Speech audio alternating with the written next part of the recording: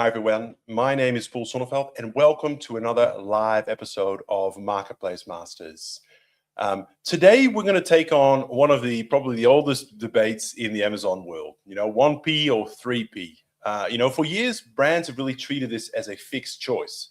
You either can sell wholesale to Amazon and let it own the retail relationship, or sell direct through Seller Central and keep control of pricing and margin. You're going to pick a side and live with it.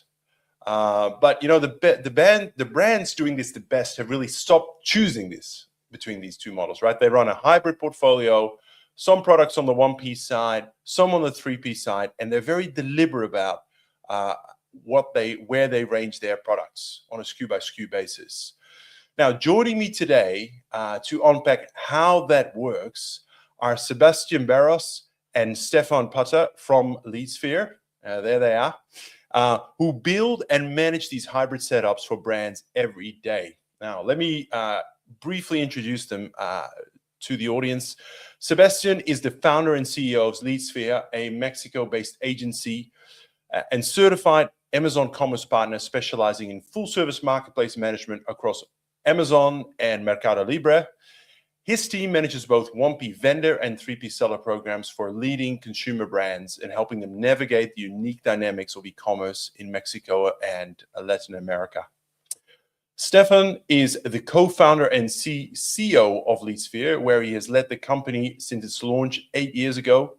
He currently spearheads Leadsphere's global e-commerce strategy and commercial negotiations, including full-scale partnerships with Amazon, both 1P and 3P. And Mercado Libre, spanning more than 10 product verticals and categories. Sebastian and Stefan, it's great to have you here today. Welcome so much to Marketplace Masters. Hey, Paul. Thanks for having us. Awesome.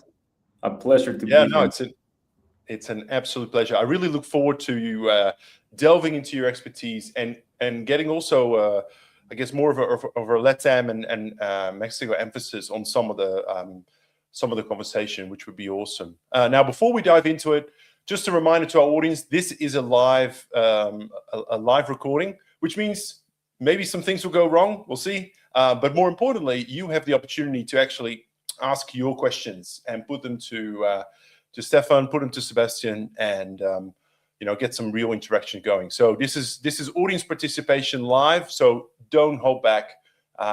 Make sure you put your questions in the link. Look, on 3P, you have thousands of customers, right? And on 1P, you really have one main customer. And if you don't address that customer's needs, you don't take off. You gain a stagnant operation. And that customer is Amazon. And Amazon needs sellout to earn its margin.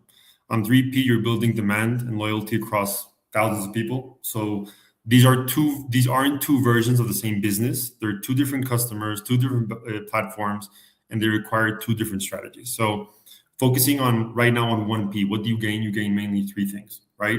One, you get the trust signal. Ships from and sold by Amazon, that automatically lifts conversion. So there's no real public number on it, but the consensus is clear because the customer's perceived risk just drops, right? Once your product has that label. Two, you gain operational simplicity. You don't have a pick and pack, you don't have returns, no service desk, and you don't have an inventory index, the IPI, which you need to babysit. And three, you gain a very important stakeholder with skin in the game. Once Amazon owns your inventory, rotating that inventory is Amazon's problem too. So what do you really give up when you go into 1P? A bit of pricing control, right? Amazon's algorithm sets the retail price, it matches lowest price it finds anywhere. And you give up retail margin because you're selling wholesale. So basically, you're also giving up speed because when it comes to adding products, pivoting, catching opportunities, experimenting with new listings, all of that now moves at the purchase order rate pace, which Amazon sets for you, or that they set in the customer-supplier relationship. And just one instinct that I'd correct on this question, which is super important, is people sometimes assume that 1P is where you take risks, right? Because Amazon is pushing the product for you. We actually see it on the reverse, on the contrary. Amazon pushes nothing out of loyalty, right? An item that doesn't turn goes crap, which is Amazon's label for can't realize a profit. And once that happens, those purchase orders, they just quietly stop. So as we see it, if I had to summarize it, 3P is your risk channel, your experimenting channel, your demand creation channel, whilst 1P is more of a rewards proven products channel. Paul, that's a really great way of putting it. Yeah, I was going to ask, what would you add to that, Sebastian? Yeah, perfect. I'd like to add one thing early because it really shapes half of this conversation. In 1P, money gets subtracted between the purchase order and the payment. So some of it's contractual, such as marketing allowance, damage allowance, freight, and some of it's Amazon telling you they received fewer units than you invoiced. So that's real money, and it arrives after the fact. And most brands never put it in the model before they even sign with 1P. So it's hard to understand exactly when and where you have to do it, but just consider this before moving products to 1P. Yeah, that is a great build. Thanks for that. I think it's a great explanation, both of you. It's a really fresh take on 3P versus 1P, particularly around the sort of the experimental side of 3P and the role it can play. Super interesting. Now, for me, what's kind of the broader question here is, why are we even talking about hybrid models here, right? So we've just painted both options, but for many years. And I remember at the start of the show, maybe 3-4 years ago, I had a number of guests on. It was all about how do you migrate from 1P to 3P? 1P bad, 3P good. This is what you need to do, right? It was sort of, that's where the debate was at the time. But clearly something's changed now. We're talking about hybrid strategies. So my question is, what's really changed in Amazon's programs? Brand maturity, tooling. Why are people talking about hybrid now? And what's made it possible? So I think on that question, Paul, 3 things have changed. And the biggest one is that Amazon has really forced the issue, right? So since late 2024, Amazon's been terminating vendor relationships in waves. So brands that sell under $5 to $10 million a year, Amazon's been really consolidating their vendor central relationships around its largest partners. And this isn't history. It's been a recent issue. I think it's 9 days ago, on the 2nd of August, they carried out their most recent wave of terminations. So for thousands of brands, hybrid stopped being a strategy conversation. It became a reality that they had to adjust to. Multiple brands that were already accustomed to selling through 1P for years or for months had to activate 3P for certain products for their entire operation. Second, something else that's changed apart from this enforced issue by Amazon is that brands have matured, right? 10 years ago, most brands had one person doing Amazon. They had a single person managing the project. Today, they have real e-commerce teams, they have agencies, and these factors can run 2 operating models in parallel. So you have 2 portals, 2 P&Ls, 2 inventory strategies, and hybrid was always theoretically possible, but it felt like brands maybe couldn't staff it before they really got to know how the platforms worked. And third, tooling has really caught up, right? You can now see profitability per SKU. You can see it per channel. You can see net of fees, chargebacks, advertising, all of it at a really granular point. And hybrid is fundamentally an SKU by SKU allocation decision. It's a comparison with both platforms, and without that visibility, it was really guesswork. So with it, it is now an auditable process. So the more you can audit and the more you can compare SKU performance between both platforms, the more of a standardized operation you can have, right? Yeah, makes sense. And the tooling, I can testify to that. The tooling has certainly come a long way, both in terms of external tools, but also inside. I mean, I reckon a few years, maybe 2-3 years ago, the perpetual complaint was, Amazon's vendor central portal looks like it was last updated 20 years ago. All right, and it's come a long way. So, Sebastian, what's your take on this? What would you add? Agreeing with everything Stefan just said, I'd like to add a fourth, and it's kind of counterintuitive one because the numbers really just turned. So third-party unit share on Amazon peaked around 62%. It's now fallen 2 quarters in a row. That's the first back-to-back decline since Amazon started publishing the number in, I believe, was 2004. So the story really isn't that everything moves to third party. For 20 years, there was only one direction of travel, and that has ended. And that's what makes this a portfolio decision instead of a forecast. And there's a harder version of what's changed, and it's the market stopped waiting. If you refuse to choose, someone will choose for you.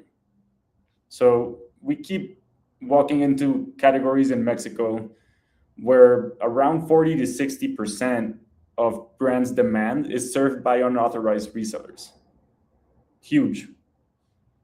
And real product, wrong sellers, the brand wasn't a hybrid. It was really absent in a gray market filled with both channels on its behalf. That's a great build, yeah.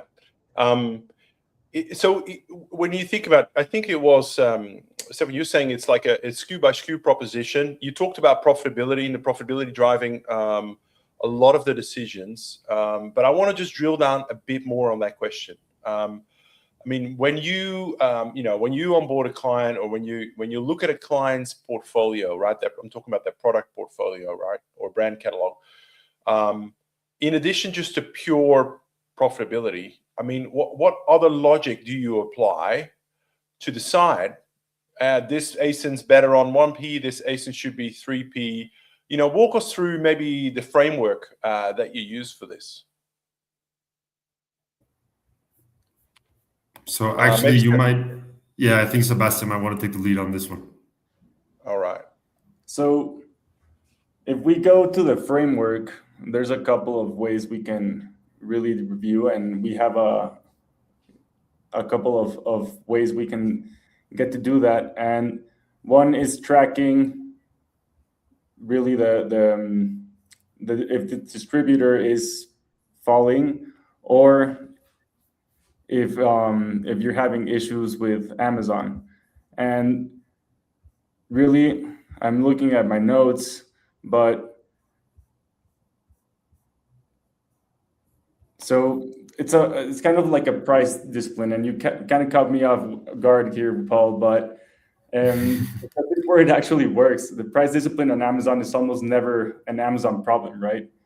It's Amazon isn't pricing arbitrarily. It's matching something it found. So when a first party price keeps breaking, somebody's dumping your product somewhere, and Amazon found it.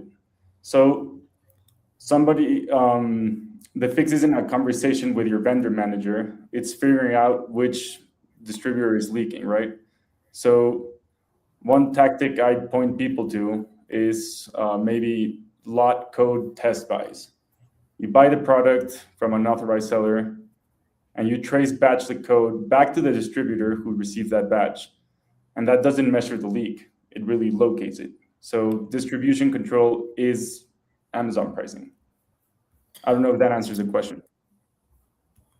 Yeah, I think you already started getting into the pricing things, and really interesting because I've got some comments here from our audience who really want to get to the pricing topic. So I think you're definitely doing what our audience wants here. But yeah, some really good points. I wanted to just go back to the broader thing around deciding, right, where you range your product on the 1P side or the 3P side. Clearly economics plays a big role. But there must be other factors as well, right? Well, I'm keen to understand what are those other considerations that you throw in there. So, I mean, if you want, I'll compliment on that point, Paul. So basically, we try to make it as simple as possible. We're deciding what ASINs go into each platform, right? So you have your core ASIN that lives in 1P. And then you have your pack sizes, your bundles, your variants that might go into 3P because those are products Amazon won't even buy from you anyway. So what we're trying to do is, how do we define a model which prevents cannibalization? So if we have your core low-ticket product that has plenty of demand in the market and that can capitalize on a profitable level, even advertising at an upper funnel level, I'd put that directly into 1P. I wouldn't even experiment with that in 3P. Now, when you have these bundles, these packs, these varieties, alternative like creative products, put those into 3P. Those depend more on your lower funnel, right? Those are the ones that maybe have a lesser of a conversion rate from the start, that need a little bit more of experimentation, that you want to generate that demand from the get-go. Those go into 3P in our experience. What we try to avoid really is just really prevent having the same SKU on 1P and on 3P. You can have variants of each other, because typically Amazon is not going to have 5 different versions of the same product. Maybe if there are variants of color or of size, but if you have a product that's a variant pack, that's probably going to live better in 3P. Okay. And you mentioned something about profitability, right? There are just price points that are going to be able to exist in 1P that can't exist in 3P. And that's one of the main factors as well. I just want to pick up on a small point there. You mentioned, and because I've heard this before, but I've never thought about it enough, I think, you don't want to have the same ASIN ranged across 3P and 1P. You can have variants, different variants, right? Different child of the same parent, perhaps, but not the same ASIN. Now, to some of our audience, this may sound counterintuitive, right? Because it's like, isn't 3P like the perfect backup strategy? You know, I've got my stock ready to go, and if Amazon runs out, that's sometimes the chatter that you hear, right? So can you explain just a little bit more on why that is maybe a bad idea? Yeah, so what we've seen in our own experiences is if you have the same competing product on 1P, like the exact identical ASIN on 1P and 3P, that's going to generate some, from a strategic commercial standpoint, it's generated some friction with the 1P team, for example, right? We've had this discourse, this message sometimes that even says, hey, you can't have a 3P account active if you have 1P, which we know isn't really true, but they're going to mention it. And if they see a top selling product, for example, we're working right now, I'm not going to disclose too much information, but we're working with a personal hair brand in Mexico, personal care brand in Mexico. Their demand on 3P was targeted around 1,000, 1,500 units a month. And going into 1P, that demand was scaling up to 4,000 or 5,000 units. I don't want to give Amazon 1P an incentive to look for other distributors or other suppliers to source that product, especially if it's a key winner, especially if it's a core product. I want to differentiate, right? If I already have a winning product with Amazon and they're already my customer in a certain sense, let's find ways to drive that value forward. Let's see how we can really have a synergy in funding discounts for that product, how we can get top of page banners, and how we can incentivize them to really push that product with us. And on 3P, let's focus on generating leverage to bring those new products onto 1P. But in our experience, especially when we're working with some of these multinational brands, it just creates a lot of conflict. And the moment that for one reason or the other, the buy box goes into 3P, anything that goes beyond a restock or a lack of stock issue, that just creates a lot of commercial conflicts. And the first thing that Amazon does in our experience is, if they're not taking care of me as a customer, I'm going to find alternatives. And so we just try to prevent that friction. If you have a large catalog, it's much more feasible, right? If your operation depends on 10 or 20 SKUs, that's when it can get a bit more stagnant. Mm-hmm. Makes sense. Absolutely. Anything you want to add to that, Sebastian? Yeah, I'd say it really comes down to the individual product, not the brand. So it's one product, one source of supply. And there's a filter, right? But the first question in it isn't the one people expect. It's not price, it's not margin. It's whether you can forecast this product yourself. So independently of what Amazon tells you. Because a product is only a first-party candidate when you can build your own forecast and it actually holds up. So we'd say never to rely only on Amazon's forecast or their JBP targets. Build your own and use theirs to cross-check. So complement, don't just comply. If we can forecast confidently, it isn't ready for the purchase order in Cadence, right? And after that, it gets simpler. So we have 4 steps I'd like to go through on. Number 1, proven products with stable velocity, right? Go to first party. That's where the sell-in machine rewards consistency.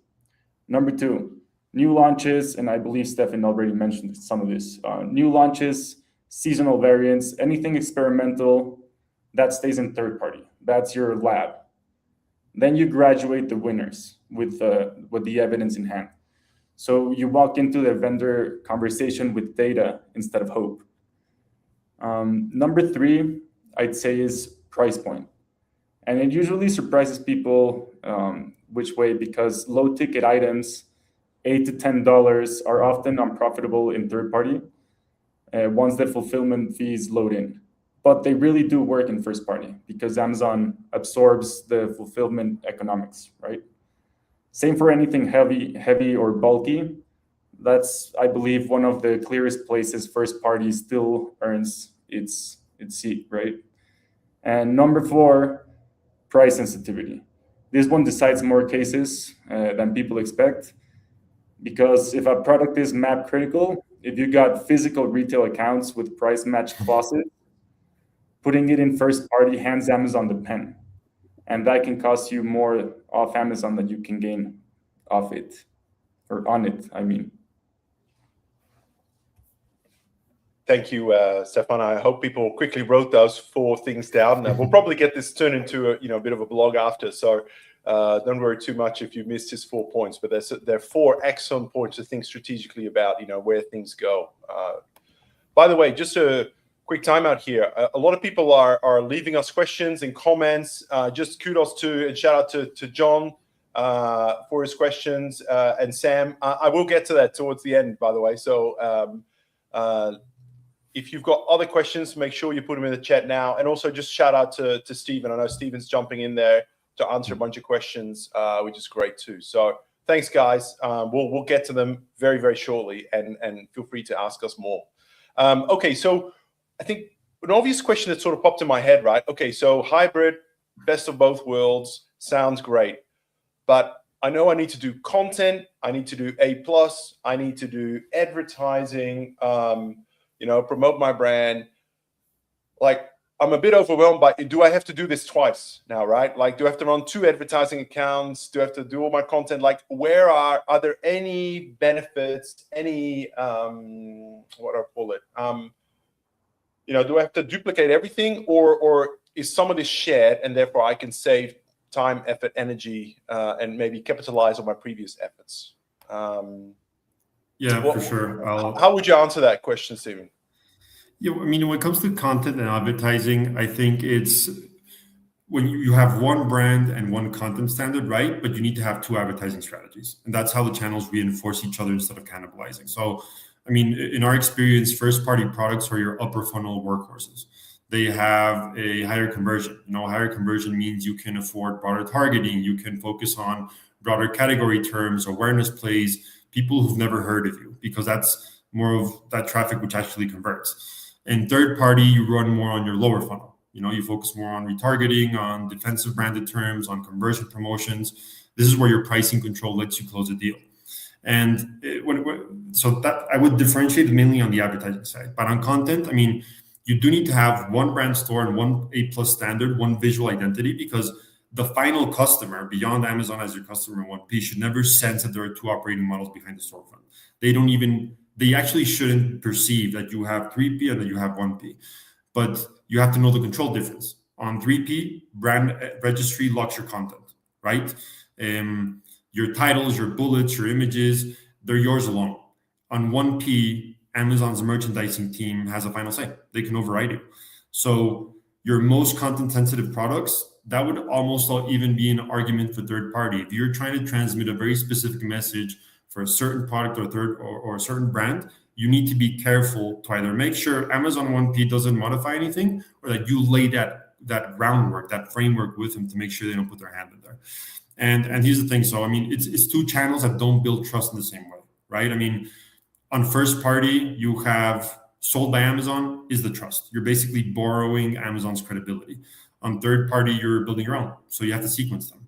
So whilst the brand entering a new market can use borrowed trust, it needs to build its own trust when it goes into a format like 3P. So if I were to summarize my spiel or my speech, it's your content strategy should be basically unison, should be one for your brand.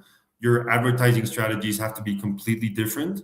And I would use my 1P advertising strategy as an upper funnel push, which is going to be more profitable than if you did it on 3P. And on 3P, I'd focus on lower funnel and on conversion. I love that take. That is a great take. I haven't heard someone explain the difference in advertising strategies in that way. So very helpful and insightful. Really, really good. Hey, I'm going to ask you guys one more question, and then I'm going to open up to the floor, because I do want to get to our audience questions. I feel like I've sort of agreed to do that. So last question from me before we open up to the floor. Is hybrid for everyone? Just because you have the option of doing 1P and 3P, right? Does it always make sense to do hybrid, or have you seen clear cases where you'd say, you know what, you just need to be 100% on 1P or 100% on 3P? Hybrid is just, in your specific case, I'm talking to, from a brand perspective here, customer perspective, in your specific case, it does not make sense. Are there these edge cases or scenarios? And if so, what are they?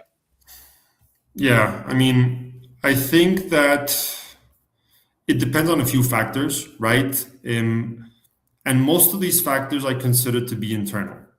So if I think hybrid is for the team that has the bandwidth to really analyze every single aspect of the operation, right? It doesn't mean you need to have two architects, but that you have one architect with the proper team for each channel, and that maybe has a full supervision of what's going on, but that can designate the roles to each part of the process. So, a very clear point for 1P. And it's something we've actually seen quoted from Merchant Spring, right? And that any of the things that you don't push back or fight on with Amazon on different deductions and stuff, you're never going to see them back. But if you don't have a dedicated team reviewing that everything that Amazon is paying you from 1P, you don't have those like live audits, and you don't have that constant supervision and that constant pushback, you're probably going to lose a lot of money. So if you can't dedicate that bandwidth, it's difficult. If you don't have a broad catalog, right? If you're looking at 4, 5, 10, 20 SKUs, maybe hybrid isn't the model for you. I would stick to maybe a 3P, push it down there, get some validation, get some market exposure. And once you can amplify that catalog, then try more of a hybrid model. And it also comes down to what's your advertising budget. If you have a very focalized advertising budget and you can't really designate one to each platform, that means you're going to underperform in both. So if you can't really have a full strategy to attend when it comes to investment, to catalog, to content, and to auditing each platform individually, you're probably not going to reach your potential on any of them. So that's mainly how I would look and for who it is or for who it isn't, right?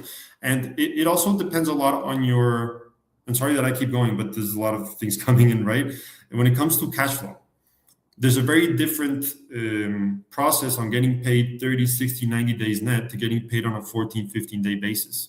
There's a very big difference on sacrificing retail margins for wholesale margins if you can't really scale that process because you don't have the right inventory structure. So I think it really goes around through your operational capabilities, your catalog size, your budget size, your team bandwidth, and making sure that the architect that's behind your Amazon project has full knowledge of both processes, but that has the team that reports to him that can really attend both platforms on their own. I'm not sure that's answering your question, Paul. No, I think that's super useful because a lot of it's driven around internal constraints, right? And where you are as a business, and to what extent have you got the capacity, the financial considerations around cash flow, super important as well. If you need quick turn in terms of your cash cycle, then 1P probably isn't the answer for you, right? So yeah, 100%. very interesting. 100%. Cool. All right, let's. We're at the half an hour mark, so we're almost out of time. So I'm gonna throw some questions at you guys. These are usually the better questions. So I'm going to start with a question from John here. He asked this question. Actually, no, I'm going to start with Sam. Sam was first. Thank you, Sam, by the way. I know your question's been up there for a little while. I'll read it out as well because it's a long question. So Sam's saying, I've had several seller accounts gated from adding specific branded items that are also in the Vendor Central catalog.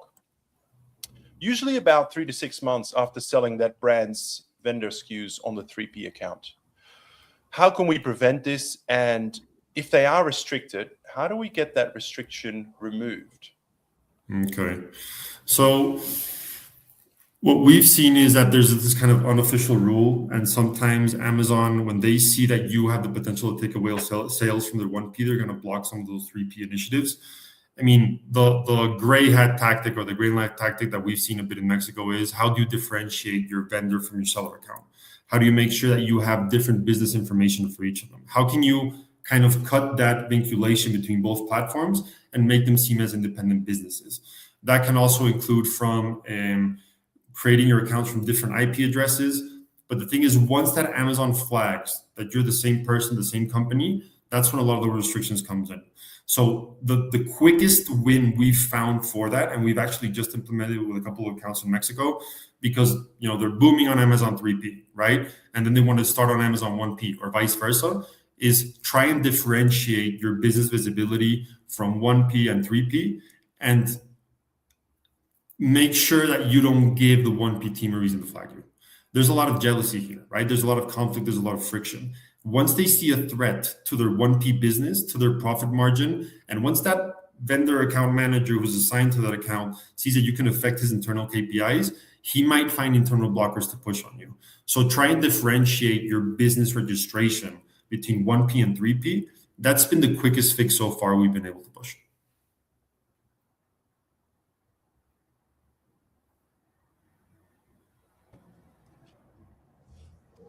Sorry, muted. No worries. That's the live show issue, the microphone muting. That's a great answer, actually. Some real kind of good tactics there. So obviously, I wouldn't be able to officially endorse any of those, but interesting for consideration, right? I just want to go back to. Go for it, Sebastian. Real quick to Sam's question. To get an existing restriction lifted, go through brand registry with brand authorization letter for your own selling entity.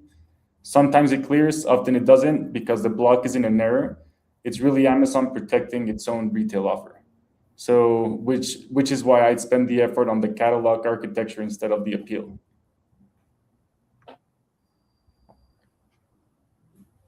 Thanks for that additional clarification there. Sebastian, that's great. Now I want to go back to some other thread. I'm just reading through the comments here, and there's a bit of a thread around the ASIN selling both on vendor and seller. Specifically, John has been asking a few questions here. So his initial question was, I'm not going to get you to answer this one because I think we have, or where is it? Yeah, I think that's it. But I'm going to ask a follow-up question. This one here, and thanks for all your questions, John. That's really, really great, because these are the questions all of you guys are wrestling with, right, on a day-to-day basis. So John's saying, guys, you're saying it's not good to sell a specific ASIN for both 1P and 3P. It's the question I was asking you, Stefan, and prioritize only ASIN that already has the evidence of sales velocity and sell only in 1P, etc. But if you want those ASINs only in 1P, how do you handle Amazon stop ordering those ASINs, like, for example, around profitability? I think it's probably the other way around here. So if you only want your products in 3P for profitability reasons, right? Maybe Amazon makes great net PPM, but your margin is terrible on 1P. How do you prevent them from actually ordering that product? I'm going to assume, John, that was your question here. If not, feel free to drop another comment, and I'll get the right question out. Okay, so just to really understand the question, it is on why is it better just focus that one ASIN on 1P and not have it active on 3P as well? That's the main question. No, I think we've answered that. I think it's more around how do you stop Amazon from ordering products if you really want the product to be on 3P? How do you prevent them from ordering the products on the 1P side and make terrible margin? I mean, if you wanted to go into that kind of crap scenario, right, where the profitability is non-existent, I think there's a lot of ways to do so. I mean, obviously, maneuvering on the cost of the products and the price listing, that can automatically make the algorithm shut down in that sense. If you push on 3P products at a much lower price point to earn the buy box eventually, then Amazon is going to stop getting those purchase orders in 1P specifically, because it won't be profitable for them either. That's going to trigger that crap as the specific non-profitable products. We stop ordering it. Those are kind of some of the grain line tactics, as in how do you incentivize 1P to stop ordering a product you don't want them to order? Now, the issue is you can do a lot of manual technical implementations, like shutting down the product on your Amazon vendor, mentioning that you don't have the inventory available, but sometimes Amazon even overrides that, right? So what we've seen in very specific scenarios that could work is push that product on 3P, sacrifice a bit of margin on it, drop the price, make sure you win the buy box to a point that Amazon has to lower that market price, and that their algorithm will slow down the purchase order rate because it isn't profitable on the sellout front just yet. You have to be careful, because if you mobilize too much of that on 3P and it's not profitable, you can lose a lot of money. But these are some of the topics that I would love to deep dive on one-on-ones, because these are things that also vary through different categories, through different category restrictions, through different packs. If you have a 1-pack product that Amazon is selling and you can sell that 3-pack on 3P, or that 2-pack on 3P, and generate more volume and more conversion, that's also going to slow down the rate of sales on the sellout and maybe incentivize Amazon to bring down the purchase orders. So those are a couple of high-level ideas. To give you the best answer, I would probably need to go into your account and kind of deep dive on all the data. Yeah, thank you for that, Stefan. Can I just say, unfortunately, we're out of time here, but I think our audience, I'm struggling to keep up with the comments here, guys. So thank you so much, both across LinkedIn and YouTube. I just want to shout out to Sam, Stephen, John. Who we've got Monica. We've got actually a couple of usernames from YouTube as well. I just really want to, and Jesus as well. So thank you guys for giving all of your questions. We haven't got to all of them.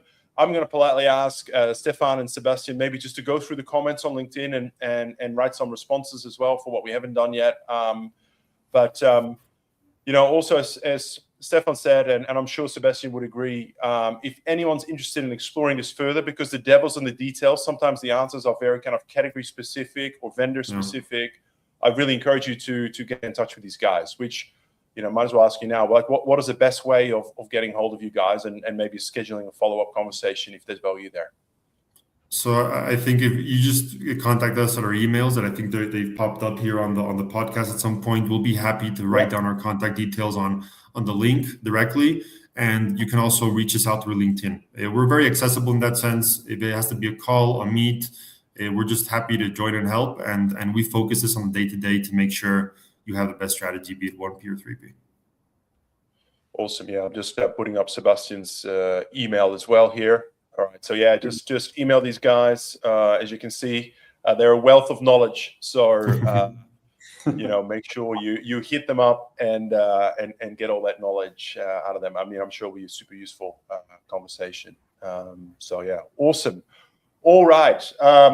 We need to wrap up, unfortunately, at the end of this, but it's been a fantastic episode, super interactive. I've covered this topic a few times, but I've learned a whole range of new things today. So I want to thank you, Sebastian, Stefan. Thank you, first of all, for just being generous with your knowledge, sharing the hacks, sharing your perspectives. I really appreciate that. And it's great for our, vendor community as well. So thank you so much. And, I look forward to bringing you on as guests on another upcoming episode, because we've got so much other stuff to talk about. But for now, we have to say goodbye. Thank you so much. Thank you, Paul, for having us. Thank you.